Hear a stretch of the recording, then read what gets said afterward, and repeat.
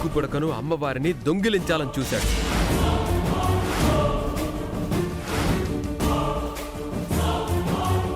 వాడి ఎముకలు పిండయ్యేలా చితక్కొట్టాను.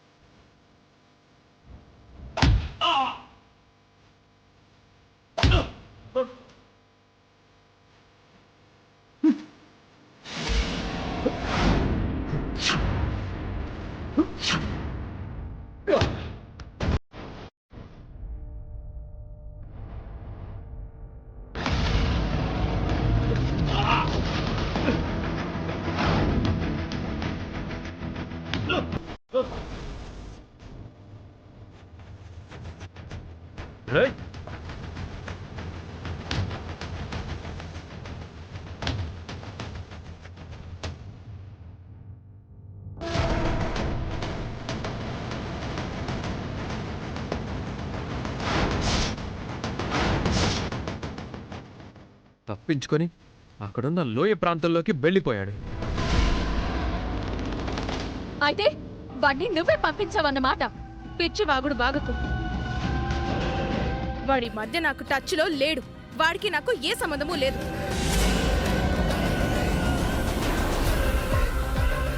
ఏది జరిగినా మా మీదే తోసేయండి. తేరగా దొరికాం మరి. శౌర్యరా,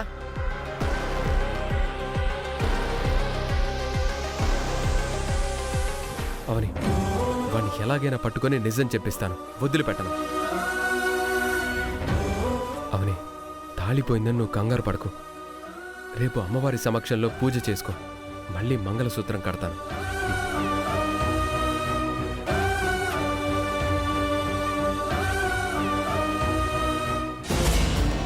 ఏంటి బంగారం మనకి కష్టకాలం? మనలాంటి మంచోళ్ళకే ఎందుకు ఇన్ని కష్టాలు? ఫ్లోలో మంచోళ్ళమని అనేసానా? మాట వరుసకు కూడా అనుకోలేనంత విలన్సం అయిపోయాం. అయినా ఏం లాభం? మనం అనుకున్నట్టు ఎప్పుడు జరగలేదు. అత్తయ్య వాళ్ళు సక్సెస్ఫుల్ గా పూజను పూర్తి చేసుకుని ఊరు నుంచి బయలుదేరారు. మరోవైపు వికాస్ గాడిని శ్రీకర్ చూసేశాడు. తిన్నగా వెళ్లాల్సిన బాణం అడ్డం తిరిగింది. కృష్ణ, బంగారం ఎందుకన్నా మంచిది, మనం వికాస్ గారిని కలిసిన ప్రదేశాలలో సీసీ కెమెరాలు ఉన్నాయో లేదో ఒకసారి చెక్ చేసుకుని వద్దామా? ఎందుకు? ఎందుకంటావేంటి? వికాస్ గారికి మనకు సంబంధం లేదని, ఈ మధ్య వాడిని అస్సలు కలవలేదని అక్కడ స్టేట్మెంట్ ఇచ్చాం కదా. మన టైం బాలేదు. పొరపాటున అలాంటి వీడియో ఏదన్నా శ్రీకర్ వాళ్ళకి దొరికిందంటే ఇక మన చాప్టర్ క్లోజ్ అయినట్టే. ముందు మనం వికాస్ గారికి ఫోన్ చేద్దాం. ఫోన్ ఇవ్వు.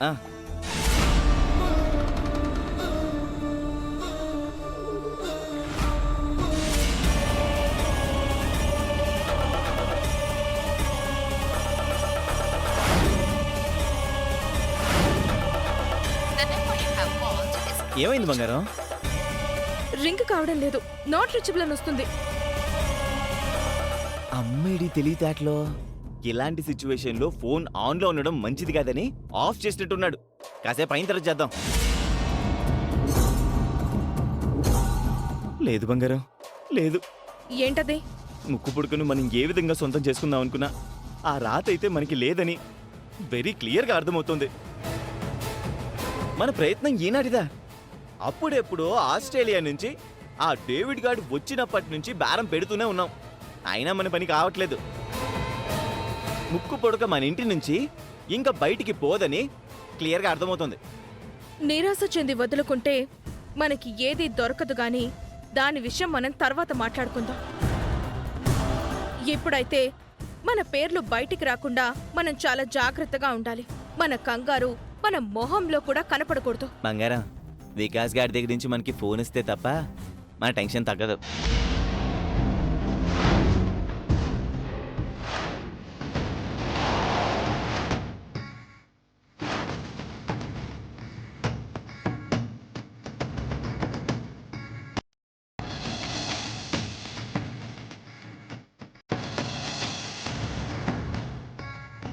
అవని, అవని, అవని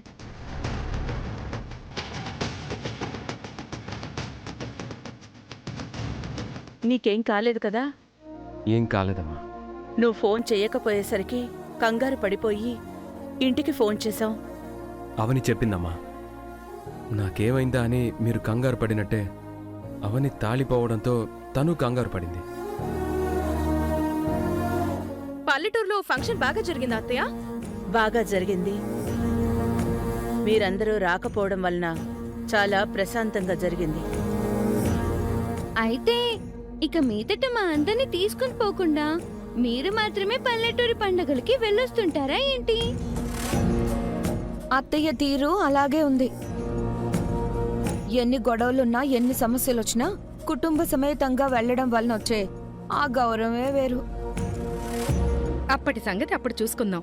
ఆ విషయం ఇంకా వదిలేయండి. శ్రీకర్, నువ్వు అసలు విషయం చెప్పు. అసలు విషయం ఏంటది? అదే వికాస్ గాడి విషయం. అదా, ఇప్పుడే వచ్చారు కదా, తర్వాత చెప్తానులే బావా. శ్రీకర్, వికాస్ విషయం ఏంటి? మీ మీద అటాక్ చేయడానికి వచ్చిన ముసుగు దొంగ ఎవరో కాదు నాన్న. నిహారిక.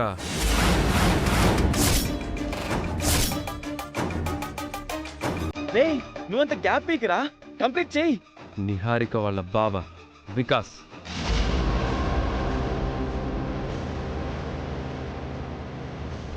వాడా? అవును నాన్న. ఇంతకు ముందు నన్ను మాంత్రికుడికి అప్పగించబోయాడు. ఇప్పుడు ముక్కుపుడక కోసం దొంగలా మీ ముందుకొచ్చాడు. ఇంట్లో ఉన్న మనుషులతోనే పడలేకపోతున్నామంటే వాడొకడు. వాడు నా బావని చంపాలని చూశాడు. అటువంటి వాడిని వదలకూడదు. ఏంటి నిహారిక ఇది? వికాస్ విషయంలో చాలా సీరియస్ నిర్ణయం తీసుకోవాల్సిన అవసరం ఎంతైనా ఉంది. నిజంగా వాడే చేసుంటే గనక వాడు చేసింది తప్పే. వాడు నా బావైనా సరే, ఇంకెవరైనా సరే. కానీ ఇక్కడ నాకు అనుమానం. అనుమానం అని ఆగిపోయావే? చెప్పు. ఇటువంటి సందర్భంలో మనసులో ఏది ఉంచుకోకూడదు, బయటికి కక్కేయాలి. వికాస్ అని శ్రీకర్ పదే పదే చెప్తున్నాడు. వికాసే అని గ్యారంటీ ఏంటి? చూశానని శ్రీకర్ చెప్తున్నాడు కదా. కానీ మనం చూడలేదు కదా వసంత గారు. మీ తమ్ముడు కావాలని అలా చెప్పుండొచ్చు కదా. ఇది పాయింట్. ఈ లాజిక్ నాకు అసలు తట్టలేదు. పెనం మీద దోశను ఇట్ట తిప్పినట్టు ఏ విషయం అయినా ఎంత ఈజీగా తిప్పేస్తావో. అందులో సిద్ధహస్తురాలు కదా బావా. రేయ్, ఇష్టం వచ్చినట్లు మాట్లాడకండి. వేదా, వికాస్ విషయం గురించి మనం తర్వాత మాట్లాడదాం. ముందు నువ్వు అమ్మవారిని లోపల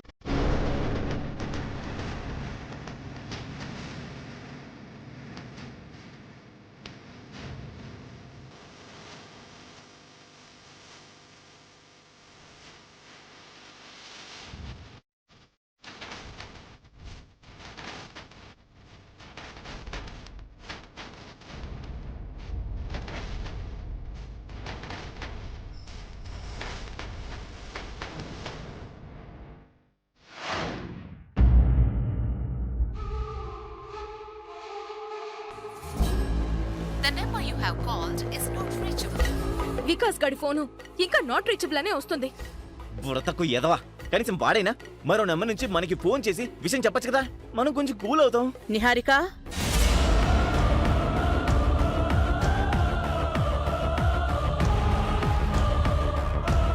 ఏంటత్తయ్య? వికాస్ పేరు వినిపించిందేంటి? అమ్మయ్య, అమ్మ టైటిల్స్ దగ్గర నుంచి కథ మొత్తం వినేసింది అనుకున్నాను. పూర్తిగా వినలేదన్నమాట. బతికిపోయాం. ఏం మాట్లాడుకుంటున్నారని అడిగాను. తెల్లమొహాలు వేసుకుని చూస్తారేంటి? అదే అత్తయ్య, వికాస్ మీద ఆరోపణ వచ్చింది కదా, ఆ విషయం గురించి అమ్మ వాళ్ళతో మాట్లాడదామంటే అమ్మ వాళ్ళు ఫోనే లిఫ్ట్ చేయడం లేదు. ఒక నిజం చెప్పండి. ఏ నిజమమ్మా? వికాస్ ముక్కు పుడకను అమ్మవారిని దొంగిలించడానికి వచ్చిన విషయంలో మీ ప్రమేయం ఏం లేదు కదా? అమ్మా, నువ్వు మమ్మల్ని అనుమానిస్తున్నావమ్మా?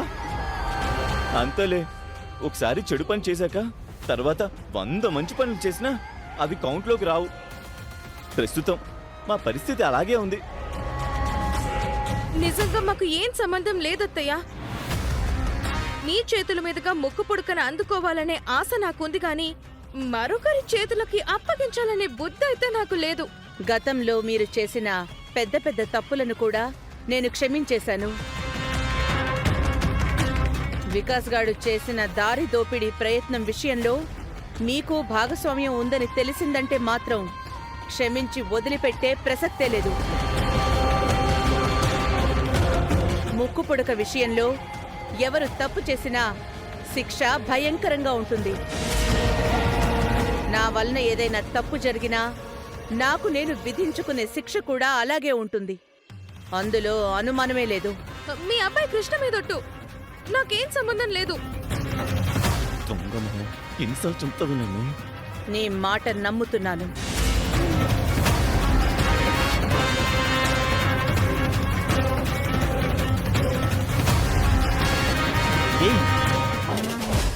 టెస్ట్ అంత ఈజీగా ఒట్టేస్తున్నావేంటే?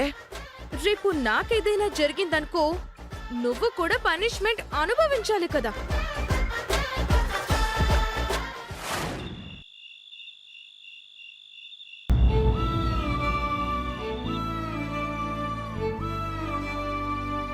మంగళసూత్రం విషయంలో నా కంగారు ఇంకా తగ్గలేదు బావా. నీకేం కాలేదు కాబట్టి సరిపోయింది. ఏం కంగారు పడకు. ఈ రాత్రి ఓపిక పడితే రేపు ఉదయానికల్లా తాళిని మెడన చేరుతుంది. ఈ రోజుల్లో కూడా తాళికి విలువనిచ్చే నా భార్యను చూస్తుంటే నాకెంతో గర్వంగా ఉందవని. అదేంటి బావా అలా అంటావ్? అవునవని, సమాజంలో చాలా మార్పులు వచ్చేశాయి. జనరేషన్కి మధ్య చాలా గ్యాప్ వచ్చేస్తుంది. తాళి పవిత్రతను కాపాడే ఆడవారు నీలాంటి వారు కొందరే ఉన్నారు. చాలామంది తాళిని జస్ట్ ఒక ఆర్నమెంట్లా మాత్రమే చూస్తున్నారు. నా మాటలు కొందరికి ఇబ్బంది అనిపించొచ్చు, కానీ ఇది వాస్తవం.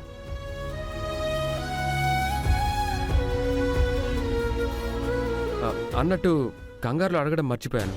అసలు తాళి ఎలా పోయింది? నేను కూడా చెప్పడం మర్చిపోయాను. అదీ కాక అందరిలో చెప్తే ఆ సంఘటనని వక్రీకరించి మాట్లాడతారని భయం వేసింది. పనుండి సత్య వాళ్ళ ఇంటికి వెళ్ళాను. సత్యతో వాళ్ళ అమ్మగారితో మాట్లాడి బయటికి రాగానే ఒకడు అటాక్ చేశాడు.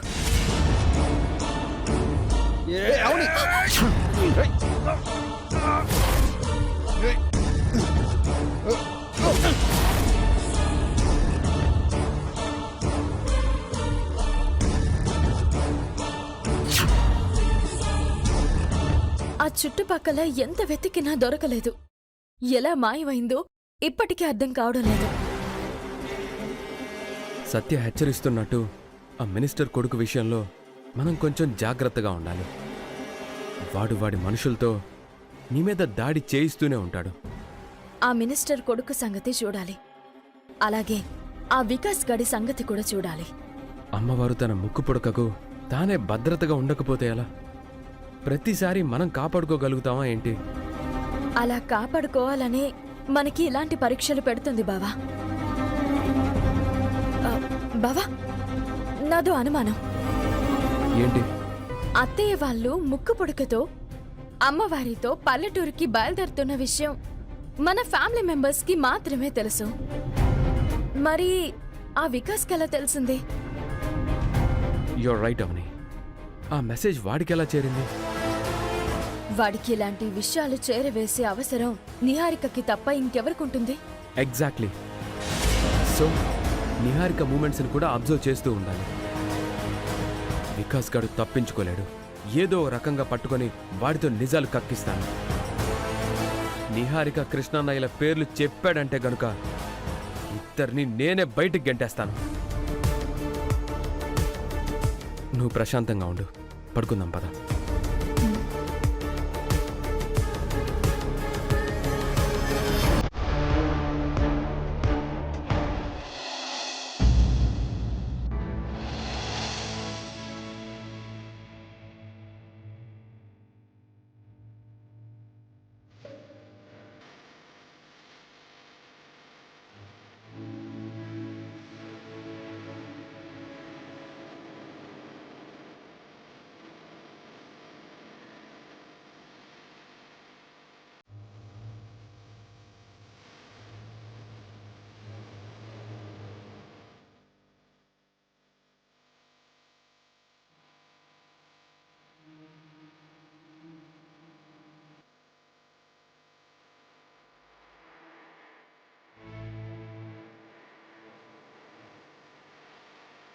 ఈ సూత్రాలు నా పంచ ప్రాణాలు అని నీకు తెలుసు. మరి వీటిని నా నుంచి అప్పుడప్పుడు దూరం చేస్తూ ఎందుకు నన్ను పరీక్షిస్తున్నావు తల్లి? ఎందుకు నా బావకి ఆపదలను తలపెడుతున్నావు? నా బావకేమైనా అయ్యింది అంటే నా ఊపిరి ఆగిపోతుందని నీకు తెలుసు కదా. ఇంకెప్పుడు దీనిని నా నుంచి దూరం చేయకు. నా బావకి ఎలాంటి ఆపద దరి చేరనివ్వకు.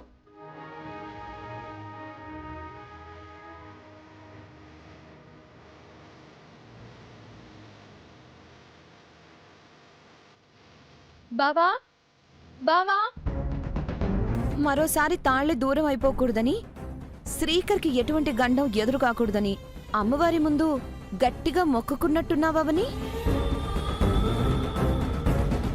మొక్కులదే ఉందిలే అక్క, ఎన్నైనా మొక్కుకోవచ్చు. కానీ ఆపద ఎటు నుంచి ఏ విధంగా వస్తుందో ఎవ్వరమూ చెప్పలేం కదా.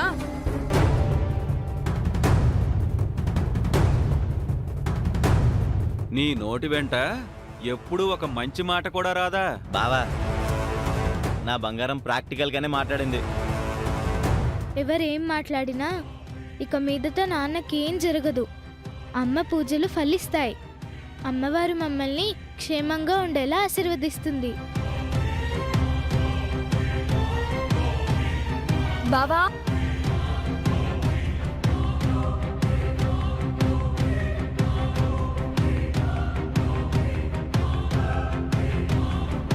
తాళి కట్టు బావా.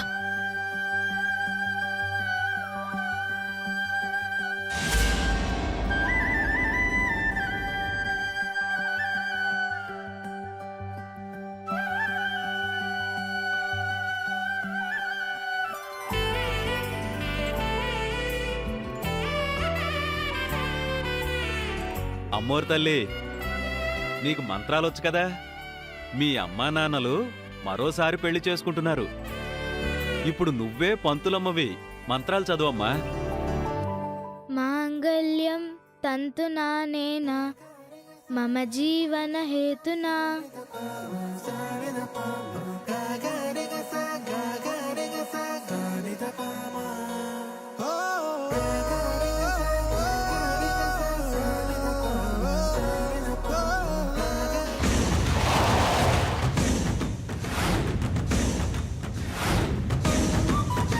కంటే బధ్నామి శుభగే త్వం జీవ శరదాం శతం.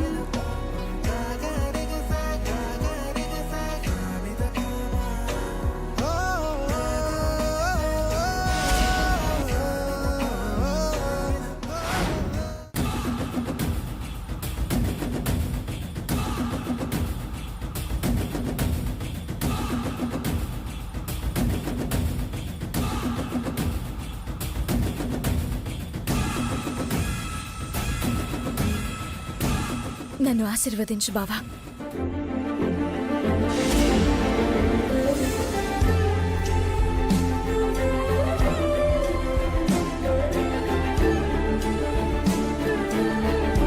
దీర్ఘ సుమంగళీ భవ.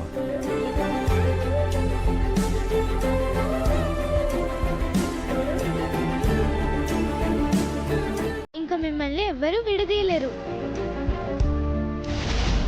మిస్టర్ శ్రీకర్,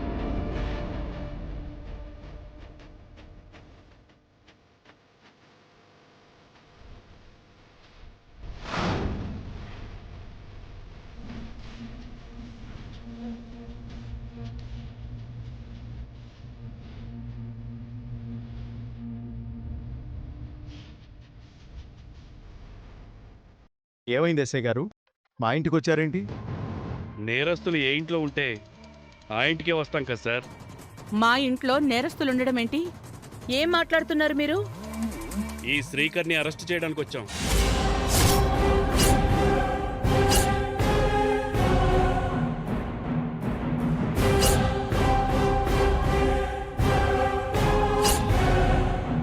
నా భర్త ఏ నేరం చేశాడని అరెస్ట్ చేయడానికి వచ్చారు? వికాస్ అనే అతన్ని చంపినందుకు